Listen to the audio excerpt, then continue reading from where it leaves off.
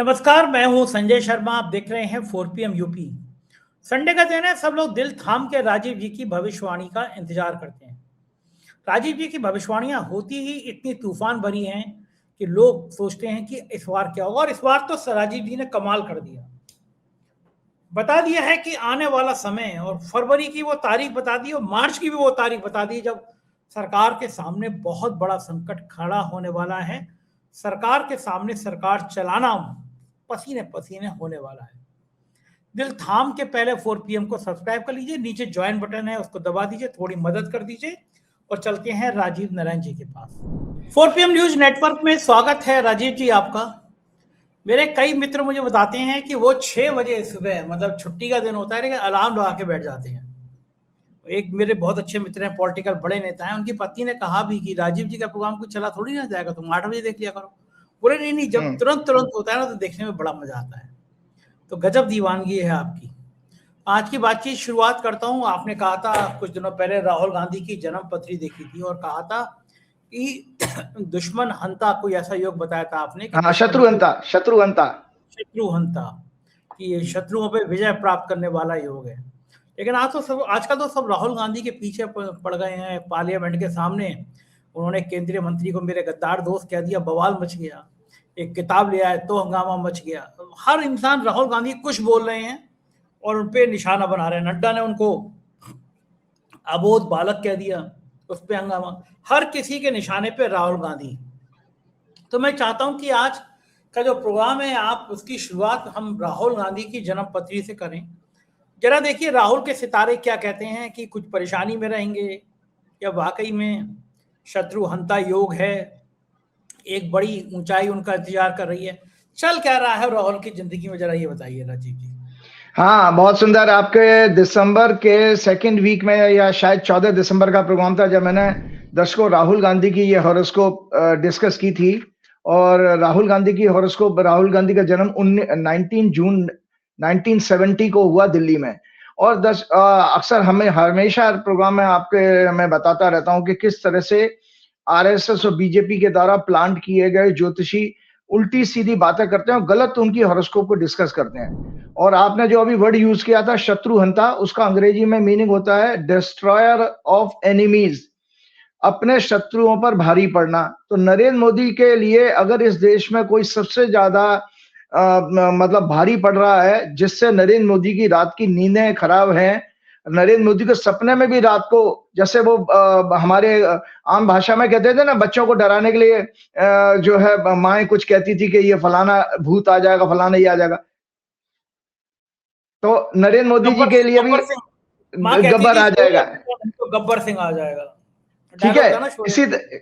इसी तरह से राहुल गांधी का भी यही रोल है कि राहुल गांधी, नरेंद्र मोदी जी की रात की नींदें टूट जाती होंगी और नरेंद्र मोदी के लिए बिल्कुल वो काल समान बन चुके हैं और वो डरते हैं नहीं। तो सबसे पहले मैं दर्शकों को बताऊं कि ये सब मैं इस तरह से बातें नहीं कर रहा हूं। सबसे पहले उनकी कुंडली का ये जो राइटअप भी मैंने शेयर किया था, जस्ट मैं ब्रीफ में बताता हूं। उनके देखिए, इनका लग्न चंद्रमा और सूर्य, लग्न शरीर, चंद्रमा मन और सूर्य आत्मा, तीनों शुभ ग्रह में है। तो एक ऐसा व्यक्ति बेहद अच्छा इंसान हो सकता है। और आपको बता, मैं तो कभी मिला नहीं, लेकिन आप लोग मिले हैं, बहुत सारे लोग मिले हैं मुझे। कई लोगों ने कहा, इवन शंकर सिंह बघेला जो बीजेपी, जिन्होंने बीजेपी को गुजरात में खड़ा किया, और नरेंद्र मोदी वो व्यक्ति है जो जिसने शंकर सिंह बघेला को सबसे पहले धोखा दिया था। उसके बाद नरेंद्र मोदी का तो इतिहास धोखे का रहा ही है। बिल्कुल जैसे पूर्व काल में मुस्लिम राजा नहीं होते थे कि जो उनको सपोर्ट करता था उसी को धोखा देते, नरेंद्र मोदी लगभग उसी तरह के हैं। केशुभाई पटेल को धोखा दिया, फिर अडवाणी जी को बैठा दिया, वो सब आपके सामने है। तो इनका चूंकि सारी शुभ ग्रह और लग्न में बृहस्पति है। और आपको बताएं सिमिलरिटी, मैंने कभी किसी प्रोग्राम में आपको बताया भी था कि महात्मा गांधी की हॉरोस्कोप में भी लग्न में बृहस्पति है। तो लग्न में बृहस्पति बेसिकली लग्न, और हमारा 5वां घर बुद्धि का होता है और 6वां घर हमारा सॉरी 9वां घर हमारा होता है दया, करुणा, इथिक्स, मॉरलिटी और आध्यात्म का, कॉन्शियसनेस का। 5वां घर सबकॉन्शियस माइंड का होता है। तो देखिए राहुल गांधी की हॉरोस्कोप में क्या अच्छी बात है कि शरीर पर, उनके सबकॉन्शियस माइंड पर और कॉन्शियस माइंड पर, तीनों पर बृहस्पति की प्रभाव है। करेज इतना जबरदस्त है कि चंद्रमा उनका बृहस्पति की क्रूर राशि में है, जो अग्रेसिव राशि उसमें है, और सूर्य और चंद्रमा जैसे दो क्षत्रिय ग्रह देख रहे हैं, इसलिए वो व्यक्ति कभी किसी से डरता ही नहीं है। वही आप सोचिए कि वो व्यक्ति इतना खुद पर्सनल लेवल पर भी ताकतवर है कि नरेंद्र मोदी अमित शाह तो व्यक्तिगत रूप से तो कुछ बिगाड़ ही नहीं सकते। नरेंद्र मोदी अमित शाह क्या, जितने भी भाजपा के उछलने वाले प्रवक्ता हैं, नेता हैं, निशिकांत दुबे जैसे थर्ड क्लास मतलब लोअर कैटेगरी के व्यक्ति हैं, वो उसका व्यक्तिगत रूप से कोई मुकाबला कर ही नहीं सकते हैं। इसीलिए उन्होंने देखो वो उसको जो मंत्री को ट्रेटर कह दिया, साफ कह के, वो बेन सिंह का ग्रैंडसन, और वो किस तरह 2024 में सत्ता बदल के बीजेपी की चमचागिरी कर रहा है और इलेक्शन भी हार गया था वो। तो मैंने ये बताया कि आपकी उनकी हो सके, इनका चंद्रमा बृहस्पति की राशि में सूर्य दया, करुणा, एम्पैथी, मॉरलिटी, न्याय, धर्म और चेतना, कॉन्शियसनेस, हायर नॉलेज, स्पिरिचुअलिटी के 9th हाउस में है। लग्न में विवेक, विजन, नैतिकता, धर्म, आस्था को सिग्निफाई करने वाला ब्रह्मांड का सबसे शुभ ग्रह बृहस्पति है। बृहस्पति लग्न के साथ साथ 7th हाउस, 5th हाउस और 9th हाउस को प्रभावित कर रहा है। 3rd हाउस करेज का होता है, इसीलिए जबरदस्त बंदे के अंदर करेज है, क्योंकि फ्रेंड्स, एसोसिएट का होता है, मेंटल स्टेबिलिटी का होता है, इंक्लिनेशन और फिटनेस, वेलोर का होता है, उत्साह, धैर्य, कठिन परिश्रम, स्टेमिना, सभी और जर्नी इसी से देखी जाती है। इसीलिए देखो इस व्यक्ति ने इतिहास लिखा जाएगा आजाद भारत में कि हजारों किलोमीटर की अगर भारत जोड़ो न्याय यात्रा की, तो स्टेमिना होगा तभी तो कर पाए आप, उत्साह आपके अंदर को तभी, आप स्टेमिना भी हो, अगर आपके अंदर एंथुसियाज्म नहीं है, उत्साह नहीं है, तो भी आप नहीं कर पाओगे। और पॉजिटिव माइंडसेट नहीं है, क्योंकि मेंटल इंक्लिनेशन का भी 3rd हाउस होता है, और कम्युनिकेशन, फिजिकल ग्रोथ, हॉबीज, स्मरण शक्ति को भी सिग्निफाई करता है। उसमें ये इतना ऐसा अच्छे ग्रहों का प्रभाव। तो मैंने एक राइटअप और आपके सामने शेयर किया था, उसको मैं पढ़ के बताता हूं। वर्तमान में राहुल गांधी की ग्रह दशा राहु, शनि, सूर्य की चल रही है। राहु इनके जन्म के राहु से गोचर कर रहा है, शनि इनके वर्तमान में 6वें भाव में गोचर कर रहा है, जबकि इनका शनि 70 के आसपास, 68-70 में शनि नीच का था 7th हाउस में, इसीलिए विवाह में इनका विलंब हुआ और विवाह के थोड़े से चांसेस भी कम हो गए। लेकिन 6वें भाव में कोई भी क्रूर ग्रह, पाप ग्रह, शत्रुहंता का योग बनाता है, ये ज्योतिष का फंडामेंटल सिद्धांत है। तो अब इसके अंतर शनि जो है जब से 6वें भाव में आए हैं 29 मार्च 2025 को, तब से राहुल गांधी की स्ट्रेटेजी देखिए, लगातार अटैक नरेंद्र मोदी की बैंड बजा के रखी हुई है उन्होंने। और 6वां भाव होता है एनिमी, लिटिगेशन, फाइट और एजिटेशन, प्रोटेस्ट का, और इसके कारण शत्रुओं पर ये भारी पड़ रहे हैं और उन्हें विजय प्राप्त कर रहे हैं। सूर्य के 9th हाउस में है, अचीवमेंट, सक्सेस का 11th लॉर्ड भी है। 8 जनवरी 2026 से इनकी 8 जनवरी 2026 से अभी पिछले महीने सूर्य की इनकी चंद्रमा की प्रत्यंतर दशा शुरू हो चुकी है, जो अप्रैल तक चलेगी। और चंद्रमा इनके 3rd हाउस में बैठा है, मंगल से दृष्ट है, और चंद्रमा इनके कर्म का घर का स्वामी भी है। तो संजय जी, मैंने क्या कहा था, इसी राइटअप में आपको कंटेंट दिखाइएगा, हाईलाइट कराइएगा अपने ऑफिस में बोल के। मैंने कहा था वर्तमान में देश ही नहीं पूरे विश्व में इनकी philosophical, political and diplomatic understanding की प्रशंसा होगी, जिससे इन्हें यश प्राप्त होगा, इनका प्रताप बढ़ेगा। वर्ल्ड लीडर्स और देश की जनता इन्हें नरेंद्र मोदी से ज्यादा गंभीरता से लेगी और विश्वास करेगी। तो ये सब चीजें मैं कह चुका हूं और आपके सामने वही उसी तरह के परिणाम आ रहे हैं। जहां तक अब बात आती है नरेंद्र मोदी जी की, तो संजय जी हम क्या बात करें। सबसे पहले आज मैं एक थोड़ा समय पिछले 2-3 प्रोग्रामों से संजय जी एक टेक्निकल विषय लेकर के आया हूं और थोड़ा मेडिकल साइंस से भी है। और आपके वो प्रोग्राम को जब मैंने सुना था संजय जी, मैंने ये डिसाइड कर लिया था, जब आप अभय दुबे से अपना दुख जाहिर कर रहे थे, कोई महीना 2 महीना पुरानी बात है, पता नहीं अभय जी आप कह रहे थे, पता नहीं अभय जी देश के लोगों को क्या हो गया है, लोग प्रतिक्रिया नहीं करते हैं, घरों में सब सामने गलत होता हुआ दिख रहे। जैसे कि आपने देखा कि किस तरह से चाइना के मसले में, जो नरवाने जी के टॉपिक पे मैं भी आऊंगा, कि मोदी ने सरेंडर कर दिया। मोदी का जो डिसीजन मेकिंग एक पॉलिटिकल लीडरशिप की हो सकती थी, होनी चाहिए थी, वो जो है उसके ऊपर बेचारे का सेना अध्यक्ष, वो भी 2 घंटे तक राजनाथ सिंह से लेकर सब लोगों ने टहलाया उसको, मतलब उसका टाइम बर्बाद किया। वरना सेना अध्यक्ष तो ऐसे क्रिटिकल मोमेंट पे हॉटलाइन पर होता है पीएम के साथ में। तो खैर मैं आपको बता रहा हूं, तो जो आपका दुख था, आज उस दुख का मैंने उस से डिसाइड कर लिया था कि इनके इस प्रश्न का आंसर मैं एक दिन आपके प्रोग्राम में जरूर दूंगा। तो आज मैंने राहुल गांधी के साथ साथ आज दर्शकों, आज आपको मैं बताऊंगा कि अंधभक्तों की फैक्ट्री में अंधभक्त कैसे पैदा किए जाते हैं। इस टॉपिक को आज मैं लेके आया हूं, क्यों हमारा देश ऐसा हो चुका है। तो इसके लिए ये देखिए, राइट अप है, टेक्निकल है चूंकि, तो मैं उसको पढ़ के जरूर सुनाऊंगा और शेयर जरूर कीजिएगा। आरएसएस द्वारा लास्ट 100 ईयर से और फिर भाजपा और विदेशी नाम जो हिंदू संगठनों, विदेशी नाम है हिंदू, जो हिंदू शब्द भी विदेशी है, द्वारा भ्रामक और सत्य प्रचार प्रोपेगेंडा के द्वारा जनता के एक बड़े वर्ग के दिमाग की नसबंदी कर दी गई है। जैसे नसबंदी होती थी संजय गांधी ने के टाइम में, बहुत इंदिरा गांधी ने इमरजेंसी में कराई थी, नसबंदी कर दी गई है। अंधभक्ति इसको कहते हैं, ब्लाइंड फेथ और फैनाटिज्म बढ़ गया है। अंधभक्त किन कारणों से तैयार किए जाते हैं, इनके साइकोलॉजिकल और न्यूरोलॉजिकल कारण क्या है, ये मैं आज इस पर एक आपके सामने राइटअप शेयर करूंगा और आपके सामने ये आप इसको बार बार पढ़िएगा, जिससे आपको पता लगेगा कि ये कितना सच है और कितना सटीक है। ये एक तरह से ब्रेन वॉशिंग या कट्टरता को डिफाइन करता है। इसका पहला कारण न्यूरोलॉजिकल होता है। जो ब्रेन है हमारा, ब्रेन और स्पाइन हमारा न्यूरो सिस्टम को पूरा कंप्लीट करता है।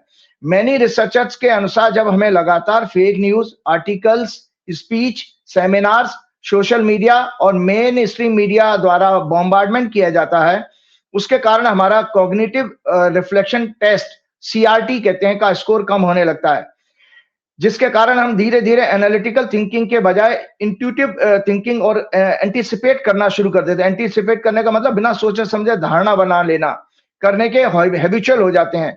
इससे हमारी कॉम्प्लेक्स प्रॉब्लम और चैलेंजेस को सॉल्व करने की, उन्हें माइन्यूटली समझने की एबिलिटी कमजोर होती चली जाती है। इसको एनालिटिकल एबिलिटी विजडम कहते हैं। हमारे ब्रेन का सबसे बड़ा पार्ट, एक बार मैंने आपके प्रोग्राम में ब्रेन को डिस्कस किया था, तो मैं आज फिर से बता रहा हूं, हमारे ब्रेन का सबसे बड़ा पार्ट जो बिहाइंड फोरहेड है, जो आपके फोरहेड के पीछे होता है, जिसको मगज कहते हैं देशी भाषा में, जिससे प्री फ्रंटल कॉर्टेक्स पीएफसी कहते हैं मेडिकल साइंस के अनुसार, जो ब्रेन का लॉजिकल फिल्टर है, जिसका काम किसी भी इंफॉर्मेशन, नॉलेज को एनालाइज करना, सत्य और असत्य को डिफरेंशिएट करना, जिसे क्रिटिकल थिंकिंग कहा जाता है।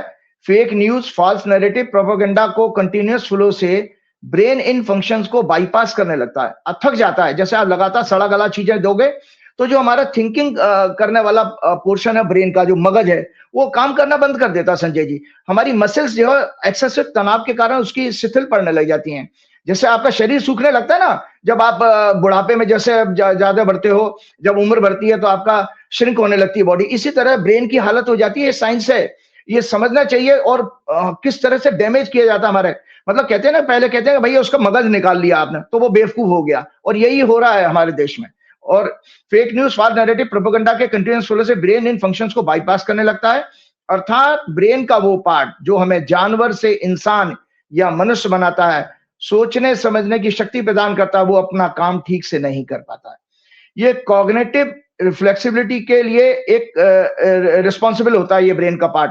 ब्रेन का एक और पार्ट एमिगडाला और लिम्बिक सिस्टम, जो डर और भावनाओं का केंद्र है, वह भी ओवरलोड हो जाता है। मतलब ब्रेन का एक पार्ट होता है सेंटर में जो डर और भावनाओं का केंद्र होता है, वो भी ओवरलोड हो जाता है। हमारा ब्रीदिंग पैटर्न, इसके कारण क्या होता है, हमारी सांस लेने की क्रिया बदल जाती है, ब्रीदिंग पैटर्न चेंज हो जाता है, हम छोटा सांस लेने लगते हैं। और फिर आपको जब छोटा सांस लेने के, तो मतलब कॉमन भाषा में बताता हूं संजय जी, ऑक्सीजन ब्रेन में कम हो रही है। ब्रेन का, मैंने कई सारे न्यूरोसर्जन के साथ बातचीत की, ब्रेन का जो फूड होता है ऑक्सी हीमोग्लोबिन होता है, तो ब्रीदिंग पैटर्न चेंज होकर कमजोर होने लगता है। स्ट्रेस हार्मोन रिलीज होने से lack of supply of oxygen in brain, हम भावनाओं के वश में आकर बाहरी खतरों के प्रति ब्रेन की मसल्स भी वीक होने लगती हैं, एक तरह की प्रतिक्रिया देने लगते हैं। क्योंकि जब हमारा ब्रेन काम करना बंद कर देता है तो हम एक तरह का रिएक्शन देना शुरू कर देते हैं। जैसे आप गाली दे रहे हो तो गाली दे रहे हो, फेक न्यूज, जैसे आंटी अंकल है हमारे फेक न्यूज फैला रहे हैं तो फेक न्यूज ही फैलाते रहेंगे, उनको उसी में मजा आने लगता है। और ये इनसे हमारे ब्रेन में एक हिप्पोकैम्पस में मसल्स सिकुड़ने लगती है, कमजोर होती हैं, वह हमारे एक तरह के विचार या धार्मिक भावनाओं और रिएक्शंस उससे तेज होने लगते हैं।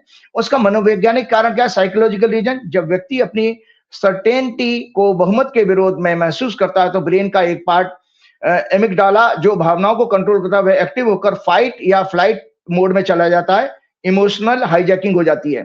Fake news article, speech, media coverage, social and main stream को इस तरह डिजाइन किया जाता है कि वो हमारे अंदर फियर, एंगर, हेटरेट, फ्रस्ट्रेशन पैदा कर दे, हमें रेस्टलेस बना दे। ये फैनेटिज्म को जन्म देता है, अज्ञानता और आक्रामकता की इच्छा बढ़ती है और हम इस तरह के विचारों वाले ग्रुप में शामिल होने लगते हैं। हमको वैसे ग्रुप अच्छे लगते हैं, हम उसको ज्वाइन करने लग जाते हैं। इमोशंस के बेस पर उन न्यूज आर्टिकल, टेक्स्ट, पोस्ट को रिएक्शन के फॉर्म में शेयर करने लगते हैं। ये रिएक्शन है जो आप धड़ाधड़ इस तरह की हेट न्यूज को, हेट क्या नाम है, स्पीच को बढ़ाते रहते हो सोशल मीडिया पर। और क्या नाम है, इससे क्या भ्रम, और दूसरा होता भ्रम की स्थिति। जब हम किसी भी झूठ को या बहुरूपी नेता व्यक्ति को बार बार सुनते हैं, देखते हैं, तो हमारा माइंड उन्हें सच मानने लगता है, चाहे वो कितना ही बकवास क्यों ना हो। हमारा ब्रेन उस फेक अनट्रुथ को प्रोसेस करने के लिए शॉर्टकट्स ढूंढने लगता है। इस तरह वह झूठ हमारे लिए एक जाना पहचाना फेमिलियर हो जाता है। परिणाम स्वरूप माइंड और ब्रेन इसे सत्य मानकर आत्मा की 8 पावरफुल शक्तियां होती हैं, उसमें एक परखने की शक्ति होती है, क्रिटिकल थिंकिंग कहते हैं, वो कमजोर हो जाती है। कमजोर होने के कारण बिना किसी एविडेंस के उस पहचान को, जैसे नरेंद्र मोदी को आप बार बार होर्डिंग पर, शमशान पर, जाने कहां कहां आप फोटो देखते रहते हो, तो आपको वो नरेंद्र मोदी भगवान समाज देखने लगता है। एविडेंस के केवल पहचान पर ट्रस्ट करने लगता है। इस मानसिक थकान, cognitive load, continuous non stop propaganda से ब्रेन पर एक एक्स्ट्रा स्ट्रेस बढ़ जाता है। हर समय गोदी मीडिया के फेक नैरेटिव, बकवास पॉलिटिकल डिबेट्स, मोदी का हर जगह और एवरीडे समाचार पत्रों में चेहरा का विज्ञापन हमारी ब्रेन से पूरी तरह, ब्रेन इन सब चीजों से पूरी तरह टायर्ड हो जाता है संजय जी। सत्य और असत्य में डिफरेंशिएट करने के लिए ब्रेन को बहुत अधिक मेंटल एनर्जी की जरूरत पड़ती है। मेंटल फटीग के कारण वो गहराई से सोचना, मतलब डीप प्रोसेसिंग छोड़कर सतही तौर पर शैलो प्रोसेसिंग करने लगता है, इंफॉर्मेशन इकट्ठी करने लगता है। इससे हमारी मेमोरी, फोकस और कंसंट्रेट करने की कैपेसिटी एंड एबिलिटी कमजोर होती चली जाती है।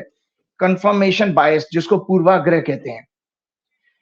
कंफर्मेशन बायस से व्यक्ति केवल अपनी मान्यताओं या फिलॉसफी, फेथ को सही ठहराना की इंफॉर्मेशन को कलेक्ट करने या ग्रहण करने का प्रयास करना शुरू कर देता है। इससे उसकी लॉजिकल रीजनिंग कमजोर होने लगती है और उसका पहले से ही बना हुआ बिलीफ सिस्टम और स्ट्रांग होने लगता है। जब हमें अपनी पसंद की बात सुनने को मिलती है, ग्रुप या हम ग्रुप ज्वाइन करते हैं, तो हमारा ब्रेन एक डोपामाइन नाम का हैप्पी हार्मोन रिलीज करता है और इससे हमें एक अजीब सी झूठी आनंद और शांति प्राप्त होती है, सेटिस्फेक्शन मिलने लगता है। इस तरह ग्रुप थिंकिंग से अंधभक्ति फैलती है। Middle class people above 60 year, जो आंटी अंकल व्हाट्सएप ग्रुप और हाउसिंग सोसाइटी के होते हैं, पिछले 12 साल से इन्हीं कामों में बिजी हैं, जिनका देश की economy, law and order, sex crime, बेरोजगारी, महंगाई, डिप्लोमेसी, धर्म, संस्कृति का ज्ञान, नैतिकता, सदाचार, गरीब, पिछड़ों, आदिवासियों, दलितों के प्रति दया करुणा का भाव, प्रजातंत्र, संविधान की रक्षा, सच्ची देशभक्ति, मानव मूल्यों को संवारना, सीमाओं की सुरक्षा आदि से कोई लेना देना नहीं होता, क्योंकि ब्रेन हमारा सड़ चुका है। इस तरह के फैनेटिज्म से डिप्रेशन, रेस्टलेसनेस, एंगर, अन्य साइकोसोमेटिक बीमारियां जैसे BP, sugar, acidity, brain disorder, ulcer, cancer, heart failure, migraine, नींद ना आना, कब्ज आदि बढ़ने लग जाती हैं। ये कट्टरता वैज्ञानिक एविडेंसेस को भी निगेट करने लगती हैं। आप साइंटिफिक कोई लॉजिकल चीजें बताइए, उसको भी कह देंगे सब बकवास है, हमारा मोदी सबसे ठीक है, इस तरह के लोग कहने लगते हैं। तो यहां रखिएगा, एक फॉर्मूला है, एनवायरमेंट हमारा बनाते हैं वर्ड्स, और जब हमारे लगातार वर्ड्स उसी तरह के बनते हैं तो उससे बन जाते हैं हमारे एक्शन, और ये फॉर्मूला है। और लगातार एक्शन हमारी एक तरह की हैबिट बन जाते हैं, आदत। Repeated action becomes your habits, और repeated habit for a long time becomes your character. और ये जब लॉन्ग टाइम करेक्टर जो है कई सारे लोगों का, मेजोरिटी का बन जाता, तो ये बनती है कल्चर। और यही आरएसएस और भाजपा की असलियत है। ये राइटअप भी शेयर कीजिएगा संजय जी, कि आरएसएस और भाजपा की यही असलियत है, किस तरह से। और ये यही नहीं है, आपके जितने भी इतिहास में डिक्टेटर हुए हैं, वो संजय जी, उनकी मोडस ऑपरेंडी यही होती है, वो मीडिया पर कंट्रोल कर लेते हैं और लगातार फेक न्यूज और प्रोपेगेंडा को आगे बढ़ाते हैं, जिससे कि लोगों के दिमाग सड़ गल जाए, जितने मैंने साइकोलॉजिकल न्यूरोलॉजिकल कारण बताए थे। अब मैं उस बात पर आना चाहता हूं संजय जी। आपका एक बहुत बड़ी घटना घटी है जो दुखद है, और क्यों हुआ इसका ज्योतिषी कारण मुझे, क्योंकि मैंने आपको पहले ही बता दिया कि इतिहास और पॉलिटिकल चीजों को मैं क्यों बताता हूँ, समाज शास्त्र की चीजों को क्यों मैं बोलता हूँ, क्योंकि मेरी हॉरोस्कोप अलाउ करती है, मेरे उस तरह के ग्रह मेरी कुंडली में है, और मैं इसीलिए इंटरप्रिटेशन मेरी डिटेल में होती है। आज मैंने मेडिकल साइंस को क्यों आपको बताया, क्योंकि शुक्र जो है टॉरस लगन के 6वें घर का लॉर्ड भी होता है, तो 6वां घर का लॉर्ड जो है वो 6वां घर बीमारी का होता है, इसलिए, और मेरे वाणी के घर में शुक्र बैठा हुआ है, इसीलिए मेरी ओरेटरी पावर भी अच्छी है, और मैं मेडिकल साइंस की बातें भी कर लेता हूं आप लोगों से। तो ये इसी का कारण है। तो मतलब देखिए, आप जब ज्योतिष को पढ़ते हैं, समझते हैं, तो आपको लगता है कि जिंदगी में जो भी कुछ हो रहा है वो सब एक पैटर्न पर, ग्रहों के कारण हो रहा है। तो संजय जी, आज जो राहुल गांधी ने जो मुद्दा उठाया, एक बेहद सीरियस मुद्दा है। मैं आज 2 विषयों पर इस पे प्रोग्राम के आगे बढ़ाना चाहूंगा। एक तो नरवाने जी की बुक, जिसके कारण एक बहुत बड़ा खुलासा हुआ है, और दूसरा जो है यूएस के साथ ट्रेड डील, क्या वास्तव में हम देश को आर्थिक ये जो राहुल गांधी की जो स्टार्स हैं, उसमें ये लिखा है कि वो एक किताब लेकर आएंगे और फिर विवाद होगा, मतलब वो विवादों को पैदा करेंगे, फिर उसकी चर्चा होगी, या भारतीय जनता पार्टी को नुकसान होगा। चीन का जो मामला बड़ा सेंसिटिव था, राहुल गांधी के एक भाषण ने उस चीन के सेंसिटिव मुद्दे को उठा दिया। तो मैं कह रहा हूँ, भारतीय जनता पार्टी की दुखती नस पर उन्होंने हाथ रख दिया। प्रधानमंत्री हाउस में गए नहीं, लोगों ने कहा कि साहब महिलाएं आगे कर दी थी, प्रधानमंत्री पे हमला हो सकता था, तो लिमिट हो गई, स्पीकर तो सब मर्यादा ही भूल गए हैं। तो राहुल गांधी की क्या ये रणनीति में कोई स्टार्स ऐसा था कि राहुल गांधी का एक स्टेप पूरी बीजेपी को बैकफुट पे ले आएगा? कुछ ऐसे ग्रह होते हैं क्या? 2 सबसे बड़ी चीज, बहुत अच्छा क्वेश्चन, मजा आ जाता है जब आप कुरेदते हो ना, तो मुझे बहुत अच्छा लगता है। कारण यह है, 2 इसका आंसर 2 चीजों में आप ढूंढिएगा। पहली तो भाजपा की हॉरोस्कोप में अगर आपका नाना प्रकार के स्कैंडल एक्सपोज होने का अगर योग चल रहा, तो वो स्कैंडल एक्सपोज होंगे।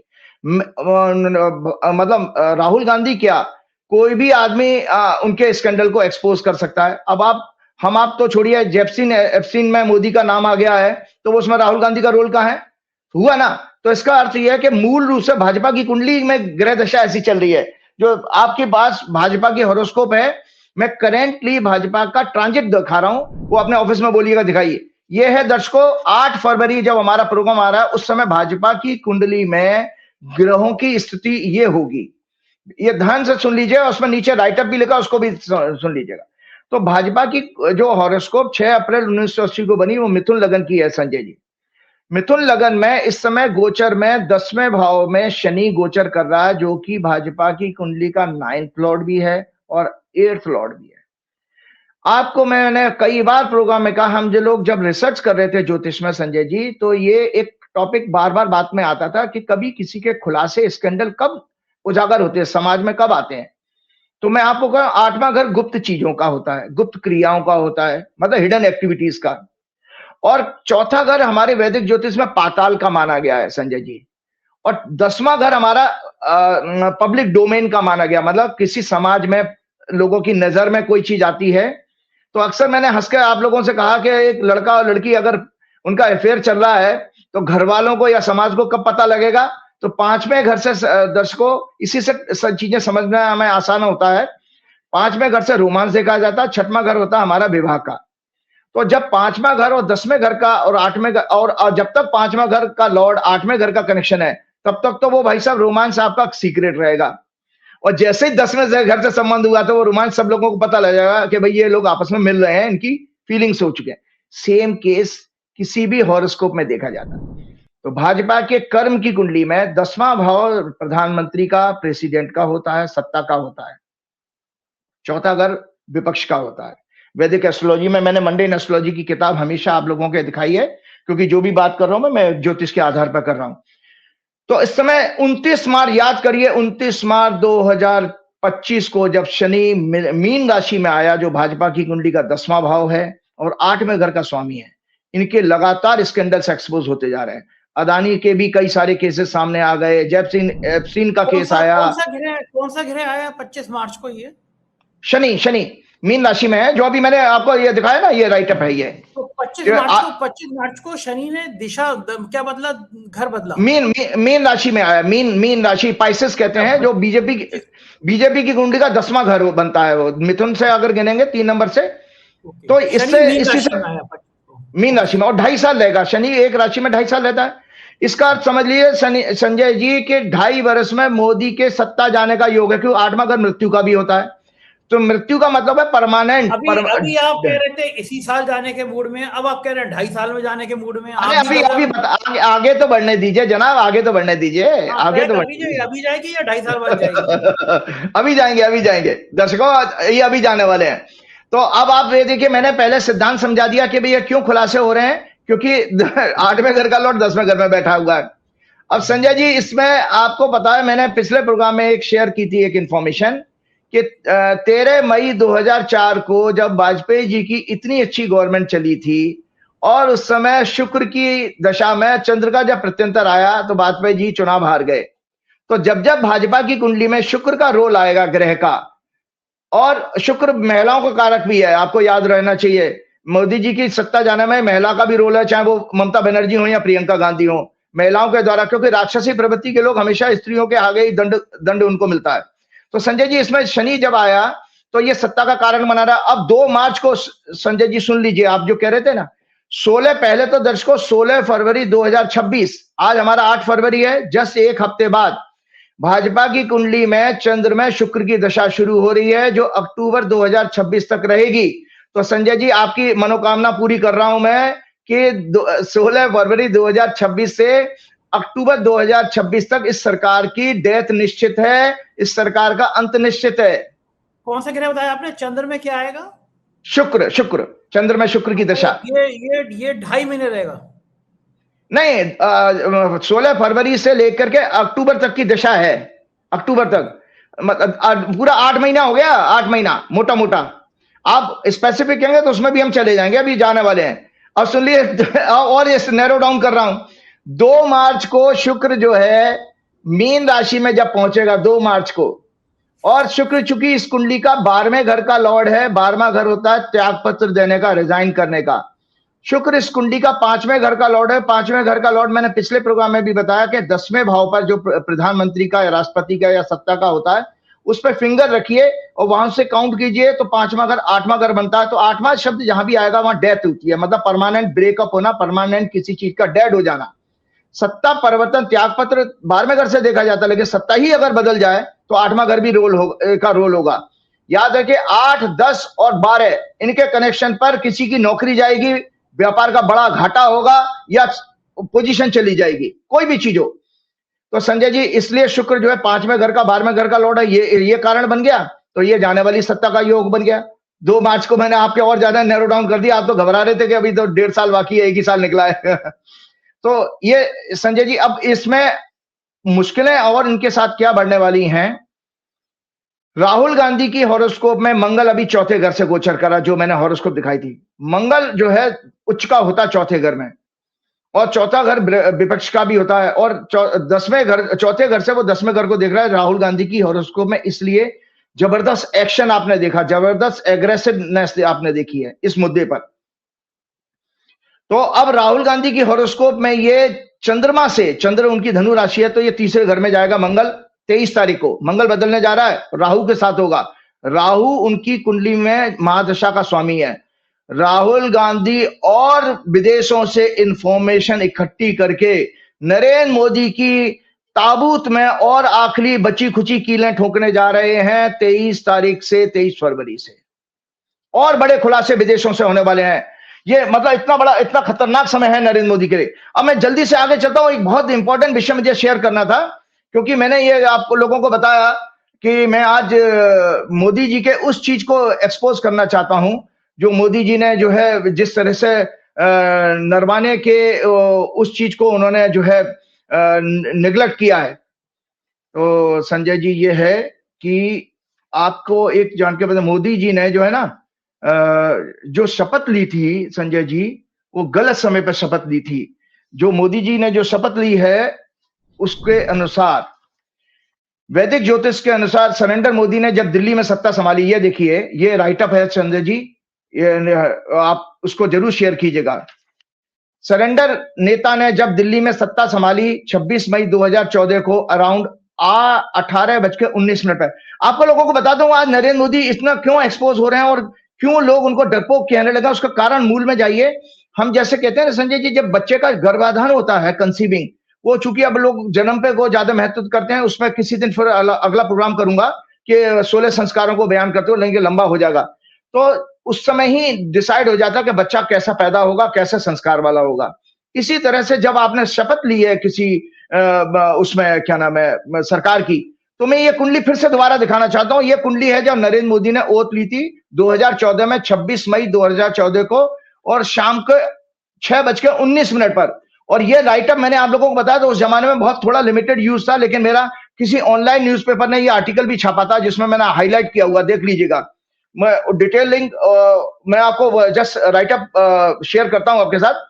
वैदिक ज्योतिष के अनुसार राजा को सन सिग्निफाई करता है, अतः सूर्यास्त के बाद राजाभिषेक या ओथ टेकिंग सेरेमनी नहीं होनी चाहिए। सूर्य उस दिन चंद्रमा के नक्षत्र में था और चंद्रमा मानसिक सुख और प्रजा का कारक। उसी दिन शुक्र के नक्षत्र में शुक्र, जो कि भारत की हॉरोस्कोप का लग्नेश भी है, और इस नेता ने जिस वृश्चिक लग्न में शपथ ली, उसके अपमान लॉस के 12वें भाव का स्वामी, और 7th हाउस जिससे हम देखते हैं देश की छवि, war, international trade, treaties, international affairs, morality in the country का भी लॉर्ड है। ये शुक्र 7वें भाव से देखा जाता है, जो बुरी तरह 6वें भाव में झगड़ा, hurdles, war, strikes, agitation, clashes with people of country, Daman, dates, मजदूर, अंडर के भाव को सिग्निफाई करता है। पाप ग्रहों से शनि, राहु, केतु और मंगल से पीड़ित था इस कुंडली में। उस दिन भारत का लग्नेश भी पीड़ित था, और इस जिस लगन में मोदी जी ने शपथ ली थी उसका 12वें घर का, 7वें घर का लॉर्ड भी। लग्नेश मंगल महत्वाकांक्षा के 11वें भाव में, चंद्रमा के नक्षत्र में। 5th lord, 2nd lord Jupiter was in 8th house, speculation, destruction of state, legacies, tradition, hidden things with 8th and 11th lord Mercury. इसलिए इस देश में stock market, gaming, speculation, gaming मतलब जुआ सट्टा ज्यादा ग्रो किए हैं instead of business and trade and other things. 9वें घर का Lord 9th Lord moon, 9th house, सभी पाप ग्रहों के प्रभाव से पीड़ित शनि से, जो कि गरीब, मजदूर, आदिवासी, एम्प्लॉयमेंट, पब्लिक सेक्टर्स, किसान, भूमि, countries, mineral resources, petrol, chemical, pharma आदि को सिग्निफाई करता, पीड़ित हो रहे थे, जिसका पूरा संकेत है कि ये सरकार जुडिशरी, कॉन्स्टिट्यूशन, डेमोक्रेसी, डिप्लोमेसी, देश में नैतिकता, धर्म, संस्कृति, परंपराओं, मंदिर, मस्जिद, चर्च आदि धार्मिक संस्थाओं को पूर्णतः नष्ट करने का प्रयास करेगी। इसके कार्यकाल में महिलाओं, वीनस के कारण पूरी तरह शोषण होगा, rapes, sex abuse, immoral acts, drugs व्यापार, विदेशों में काला धन बढ़ना आदि का ग्रह योग भी बन गया, जो 11 वर्षों से ज्यादा बीत जाने पर भी देश ही नहीं दुनिया ने अब तक सबने आप लोगों ने देख लिया है। 2nd हाउस इकोनॉमी का होता है।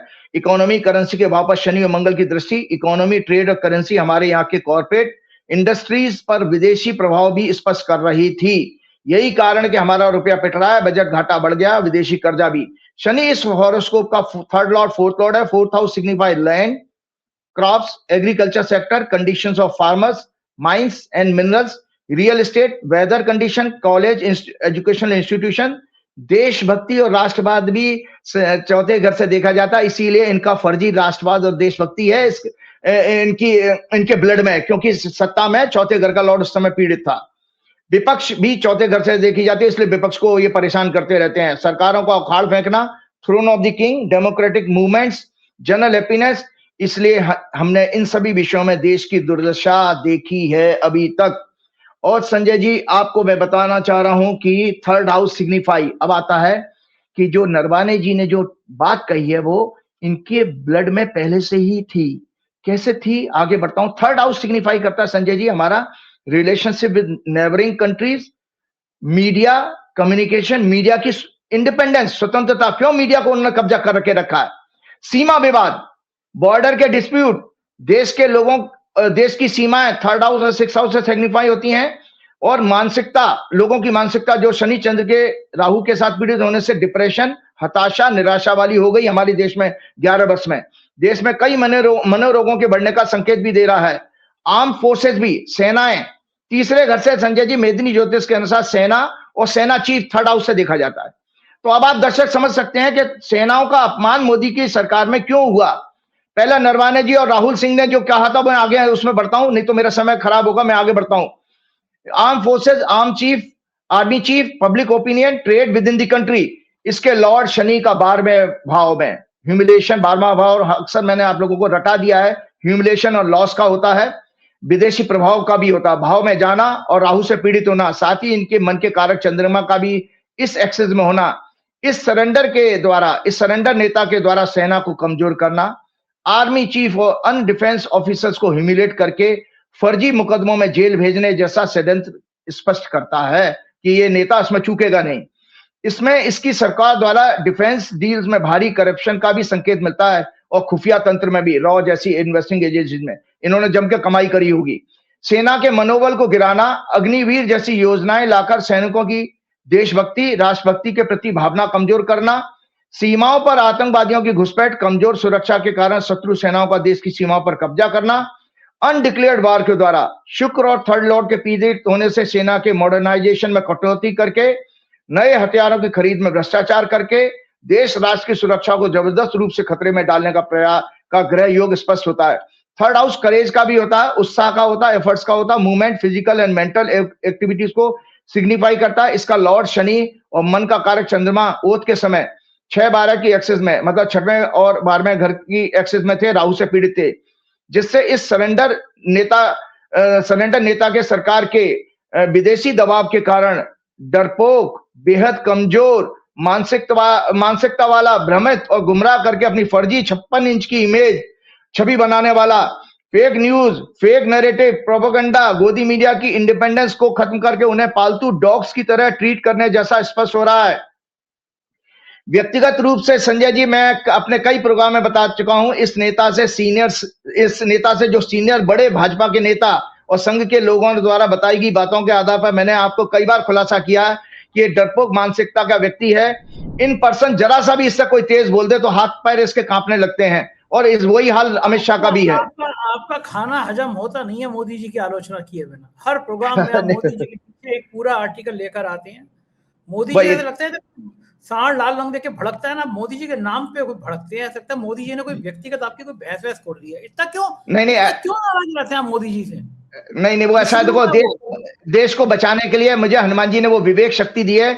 हनुमान जी का भक्त, क्योंकि ये कालनेमी राक्षस, मैंने आपको बताया कालनेमी राक्षस वाले गुण हैं इसके अंदर, बहरूपिया, वेश बदलना, नगरेगा, झूठे भाषण करना, रो के दिखा देना, ड्रामेबाज, कभी गरीब परिवार में पैदा ही नहीं हुआ, ये झूठ बोलता है।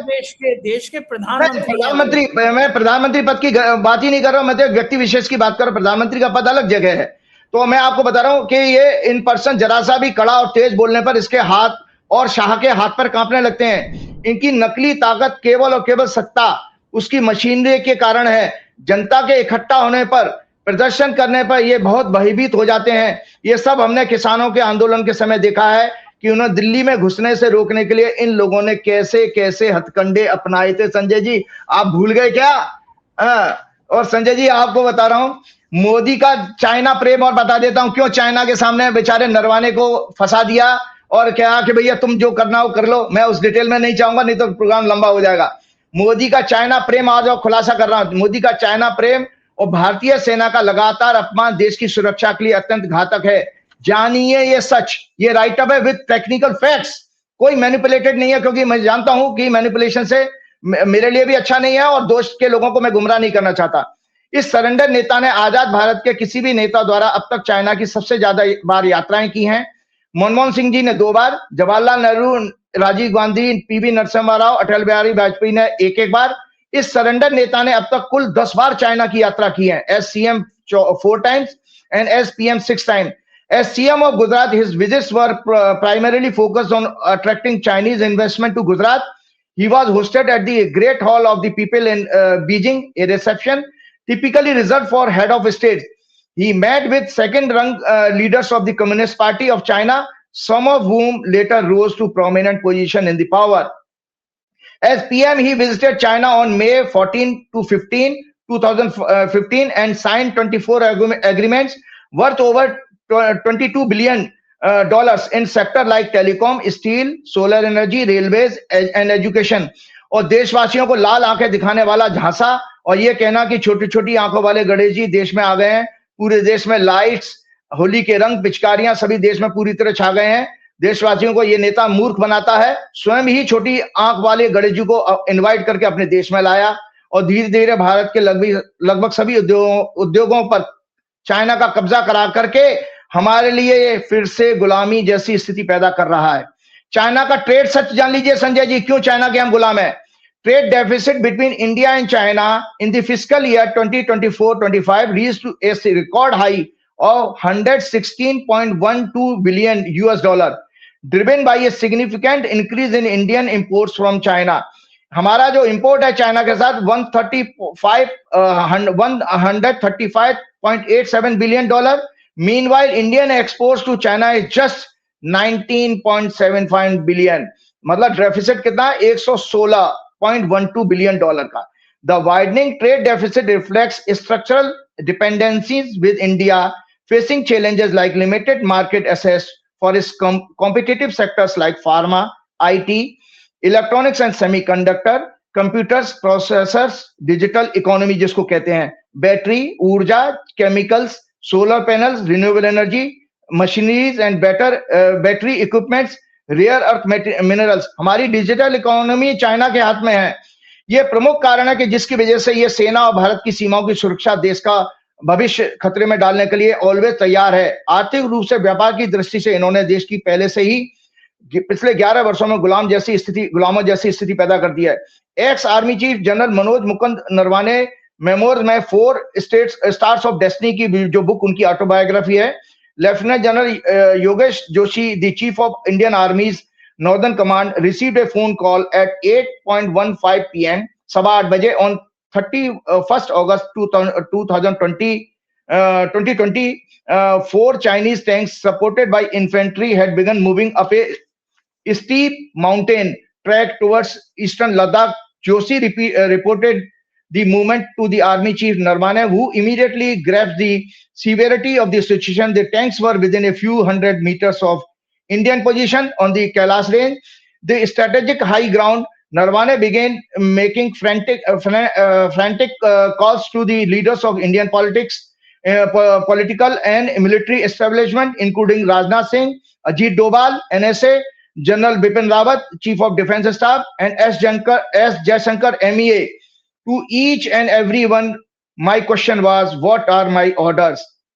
The situation was deteriorating dramatically and demanded clarity. This was existing protocol. Narawane had clear orders not to open fire till cleared from the very top. His superiors did not give any clear directive. At 9:10 PM, Joshi called again. The Chinese tanks continued to advance and were now less than a kilometer away. At 9:25, Narawane called Rajnath Singh again, asking for clear direction. None came. After a few minutes, Northern Command rang again. The Chinese tanks had not stopped. They were now only 500 meters from the top. Joshi told to Narawane, only way to stop them was by opening up our own medium artillery. My position was critical. Narawane writes, he was caught between the command who wanted to open fire with all possible means and the government committee, which yet to give me clear-cut executive orders. The entire northern front was on high alert. Narawane made yet another call to the defense minister, who promised to call back. The time stretched. Each minute was a minute closer to Chinese tanks reaching the top. Finally, Rajnath called back at 10:30 PM. He spoken to PM Modi, whose instructions were consisted of a simple message, जैसा आप उचित समझें, और उन्हें abandon कर दिया, अकेला छोड़ दिया. नरवाने जी ने किसी प्रोग्राम या फंक्शंस में रिटायरमेंट के बाद कहा था कि वार बिटवीन टू नेशंस कोई परमानेंट सॉल्यूशन नहीं है. एज ए मिलिट्री मैन हमें तो आदेश का पालन करना पड़ता है, हाँ, अपनी सीमाओं में रहकर. ये मैटर्स आज की दुनिया में केवल पॉलिटिकल लीडर्स के द्वारा डिप्लोमेसी के फंडामेंटल प्रिंसिपल्स के बेस पर ही सुलझाए जा सकते हैं. वार केवल माइंड में होता है, इसे माइंड से निकालते ही ये खत्म हो जाता है. दूसरा, इन्होंने चाइना, हमारे दूसरे आर्मी जनरल ने इनकी खुलासा किया नरेंद्र मोदी का. Army 5 July, times of India 5 July 2025, army deputy chief said in a meeting that India face 3 adversaries on just 1 border during operation Sindoor. Pakistan was actively supported by China, Turkey.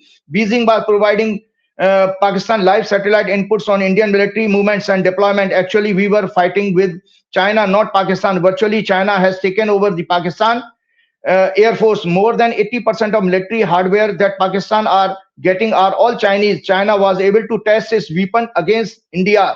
So it's like a live lab available to them. So we have to be prepared for more defense, counter attacks, rockets with latest technology. और संजय जी आगे भी मैं बढ़ता हूं, times of India 10 जुलाई 2025 का, Arunachal Pradesh share से 1200 kilometre border with Tibet, not China, but officially Tibet is under China. It was forcibly occupied them in 1950. Arunachal CMs warned water bomb in the form of world's largest dam project on Brahmaputra River by China.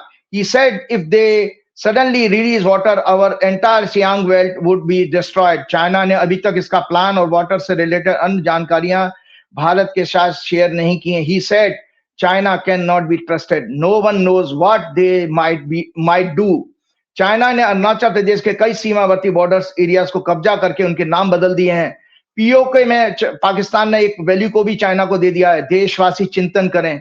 ये RSS, BJP, Narendra surrender इसी China के आगे नतमस्तक हैं. और अभी हाल ही में उनकी कम्युनिस्ट पार्टी का एक डेलीगेशन इनके हेडक्वार्टर में मीटिंग करके गया.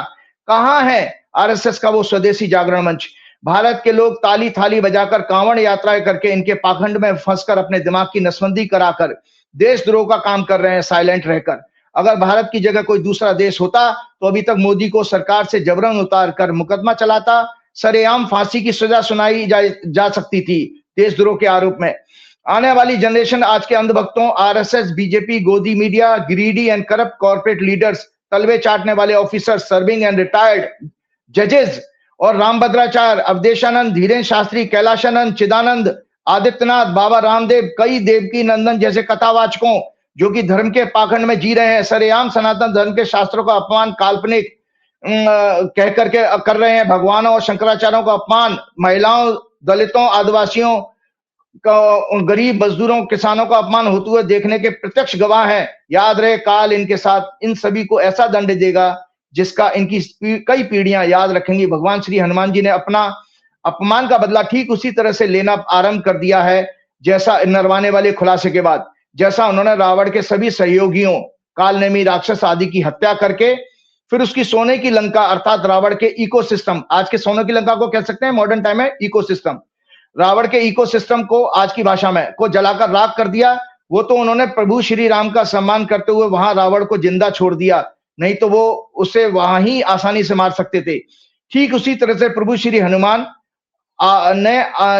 जी ने RSS, BJP, Bajrang Dal, BJP, Narendra, Adityanath, Shah, Doval आदि के इकोसिस्टम की लंका में नरवाने की autobiography, US India trade deal, Epstein file में एक छोटी छोटी बच्चियों का शोषण करने वाला विश्व के इतिहास यानी सबसे बड़े जघन्य और घिनौने अपराधी जेफरी एप्स्टीन के नए खुलासे द्वारा, जिसमें उसने लिखा है कि यूएस ट्रिप के दौरान उसने मोदी को सलाह दी और मोदी ने इजराइल की यात्रा 4 से 6 जुलाई 2017, यह भारत के किसी भी पीएम की फर्स्ट विजिट थी. इसमें मोदी ने इजराइल के पीएम बेंजामिन नेतन्याहू से मुलाकात की और कई समझौते किए. यह यात्रा, एप्स्टीन लिखता है अपनी ईमेल में, यह यात्रा मोदी के जनवरी 2017 में यूएस प्रेसिडेंट डोनाल्ड ट्रंप से मिलने के कुछ वीक्स के बाद हुई. He wrote in an email, the Indian PM Modi took advice and danced and sang in Israel for the benefit of the US president. They had met a few weeks ago. It worked. इससे पहले मार्च 2017 में Epstein ने अनिल अंबानी को email में Israel strategy का जिक्र किया और मोदी की यात्रा के बारे में बात की. अनिल अंबानी ने ट्रैक 2 अनौपचारिक डिप्लोमेटिक कॉन्ट्रैक्ट्स की मदद मांगी. ये भी एक तरह का सरेआम देशद्रोह है कि भारत का प्रधानमंत्री जनता के टैक्स के पैसे से एक दूसरे देश की यात्राएं कर रहा है और वहां के प्रेसिडेंट के लिए या किसी अन्य दलाली के लिए सपोर्ट के लिए एक जेल में सजा काट रहे अपराधी के संपर्क में था, उसकी गाइडेंस में काम कर रहा था. ये अपराधी भी फांसी जैसी सजा देशद्रोह के मुकदमे के लिए क्वालिफाई करता है. ये अपराध भी फांसी जैसी सजा देशद्रोह के मुकदमे के लिए क्वालिफाई करता है. संजय जी याद करें शोले पिक्चर का वो सीन जब धर्मेंद्र हेमा मालिनी से कहते हैं बसंती इन डॉग्स, मैंने संस्कृत में लिख दिया, मैंने कुत्ता नहीं लिखा है, डॉग्स मतलब स्वान, संस्कृत में स्वान कहते हैं कुत्ते को, कि बसंती इन डॉग्स के सामने मत नाचना. यहां देश की जनता धर्मेंद्र के रूप में बेचारी रिएक्ट ही नहीं कर पाई और बसंती सरेंडर, अपनी इच्छा से ही गोरे dogs Jeffrey Epstein US Israel के सामने खुद ब खुद नाचने लगी, dance and sing in Israel. Bharat की आर्थिक गुलामी का सच सुन लीजिए, उसके बाद मैं अपना प्रोग्राम समाप्त करूंगा। दर्शकों, आज थोड़ा सा जरूर मुझे क्षमा चाहिए, प्रार्थी हूं कि 5 मिनट मेरा लेट हो गया, लेकिन चाइना के साथ मैंने आपको ट्रेड डेफिसिट बता ही दिया कि 116.12 बिलियन डॉलर का ट्रेड डेफिसिट है। रशिया के साथ हमारा ट्रेड डेफिसिट है 57.59 बिलियन का, ट्रेड डेफिसिट है 57.59 बिलियन का, क्योंकि भारत का एक्सपोर्ट रशिया में ओनली 4.26 से 4.9 बिलियन का है और इंपोर्ट है 61 to 63.8 billion, including which includes crude oil purchase and arms. UAE से आप छोड़िए, आपके ऊपर आपका व्यापार यूएई से भी ट्रेड डेफिसिट है, जो दुबई के शेख ने आया था। मतलब हम मुसलमानों को भी गुलाम किए जा रहे हैं मोदी द्वारा। यूएई से ट्रेड डेफिसिट है 12.13 बिलियन डॉलर का। एक्सपोर्ट इंडिया करता है यूएई में 30.63 टू 37.1 बिलियन और इंपोर्ट करता है यूएई से 48 टू 55.7 बिलियन। यही कारण है संजय जी, अब अदानी केस, एप्स्टीन फाइल में मोदी का नाम और अन्य सीक्रेट्स के कारण डोनाल्ड ट्रंप इंडिया से यूएस का एक्सपोर्ट यानी ट्रेड 500 बिलियन से भी ज्यादा उम्मीद कर रहा है, उससे डिमांड कर रहा है, जिसमें pharma, technology, energy and agriculture sector शामिल है। आपको जानकारी संजय जी बता दूं कि भारत का टोटल इंपोर्ट वर्ल्ड का 722 टू 721 बिलियन डॉलर है केवल, और डोनाल्ड ट्रंप कह रहा है इस यूएस ट्रेड डील में मुझे 500 बिलियन डॉलर का बिजनेस चाहिए बाबूजी आपसे। तो अब आप सोचिए, वो भी किस शर्त पर? 0% ड्यूटी पे। हमारे अंधभक्त खुश हो रहे हैं कि 18% ड्यूटी कर दी। अरे इन बेवकूफों को यह समझाइए संजय जी, 18% ड्यूटी तो भैया वो तब की है कि पहले, उससे पहले ट्रंप ने आने से पहले हमारे 2 से 3% ही थी ड्यूटी थी अमेरिका की। पहले तो 2 से 2 to 3% को 18% कर दिया, 25 से घरा के 7% की छूट दी गई है। लेकिन संजय जी 500 बिलियन डॉलर का व्यापार मांग रहा है वो आपसे, वो भी 0% टैरिफ पर। और साथ में संजय जी, वो जो आपको पता है, भारत पहले हमारा जो ड्यूटी चार्ज करता था लगभग एवरेज में 16% चार्ज करता था। भारत अभी ऑटोमोबाइल, मोटरसाइकिल पे 50 to 100% टैक्स लगाता है और कई एग्रीकल्चर प्रोडक्ट्स पर 30 to 150% टैक्स है। अब ट्रम्प डिमांड कर रहे हैं कि इसको जीरो ड्यूटी पे करो। भारत का कुल इंपोर्ट पूरे वर्ल्ड से मैंने बता ही दिया। रशिया का ऑयल उसने कहा कि आप खरीदना बंद करोगे तभी मैं आपको 25% की वो जो पेनल्टी लगाई थी वो माफ करूंगा। अभी माफ नहीं हुई है, जब तक वो सेटिस्फाइड नहीं हो जाएगा तब तक नहीं। और अभी डील हवाई साइन नहीं हुई है, केवल अनाउंसमेंट हुआ है संजय जी।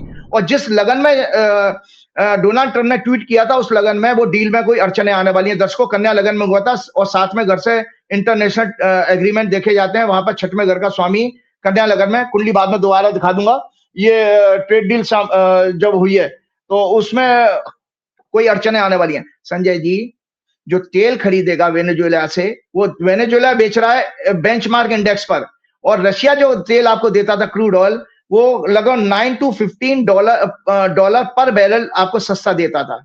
मतलब वेनेजुएला से जो अमेरिका ने जो कब्जा कर लिया वहां के ऑयल फील्ड पर, वो जो तेल खरीदोगे संजय जी, वो लगभग 20 से 30% महंगा पड़ेगा भारत को, क्योंकि उसमें वेनेजुएला की डिस्टेंस ज्यादा है, पेट्रोलियम वो क्या मैं transportation cost, logistic cost, insurance etcetera, tanker की कॉस्ट वगैरह वगैरह उसमें लग जाएगी।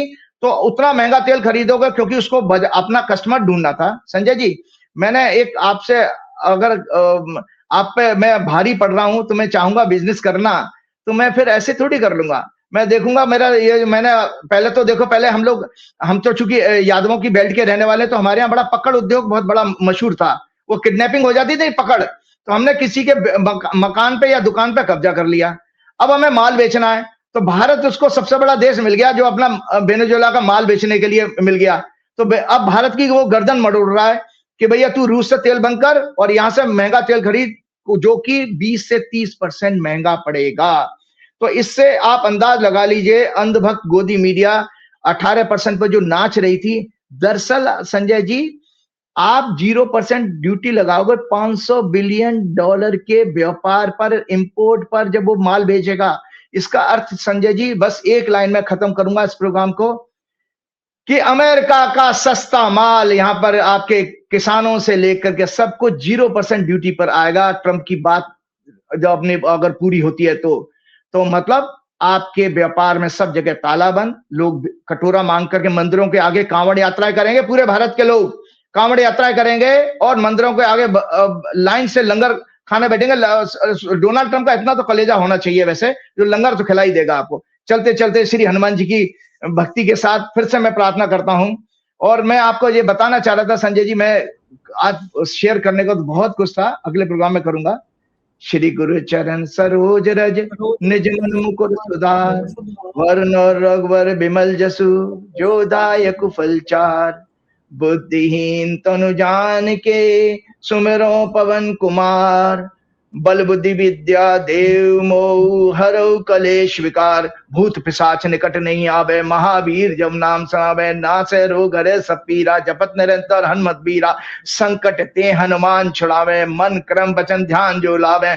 सब पर राम तब श्री राजा, तिनके काज सकल तुम साजा। और देवता चित्त न धरई, हनुमत से ही सब सुख करई। जय श्री राम, जय हनुमान। शुक्रिया। ये तो राजीव नारायण शर्मा जी, पूरी बातचीत आपने सुनी। अगर आप कमेंट करेंगे, बताएंगे कैसी लगी बातचीत, तो मुझे बहुत अच्छा लगेगा। शुक्रिया, थैंक यू।